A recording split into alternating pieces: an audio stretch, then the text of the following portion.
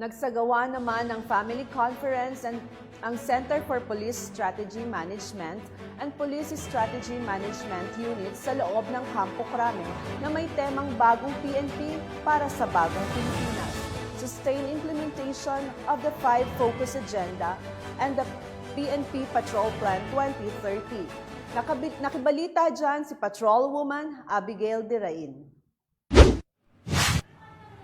Isinagawa ng Center for Police Strategy Management o CPSM and Police Strategy Management Unit o PSMU ang Family Conference sa taong 2024 na may temang bagong PNP para sa bagong Pilipinas, sustained implementation of the 5 Focused Agenda and the PNP Patrol Plan 2030.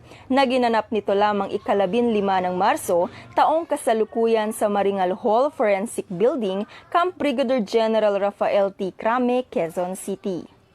Si Police Major Fulgencio Canyon Jr. ang naghatid ng panalangin upang simulan ang programa, na sinundan ng pagkilala sa mga partisipante na ginawa ni Police Colonel Angela Rejano, Chief of Staff ng Center for Police Strategy Management. Sumunod dito ay ang mainit na pangunang mensahe na ibinahagi ni Police Colonel Ercy Nanette P. Madriaga, Deputy Director ng nasabing unit. Ito yung pagsama-sama ng lahat ng mga members at mga chiefs ng Police Strategy Management Units. Actually, makita natin, ang Center for Police Strategy Management, kami yung main hub dito sa National Headquarters at meron kaming mga conduit na nagpapatupad ng strategy management sa lahat ng mga units natin, sa directorial staff, police regional offices, national support units, both administrative and operational, ang ating Police Provincial Office, City, hanggang sa Municipal Police Station.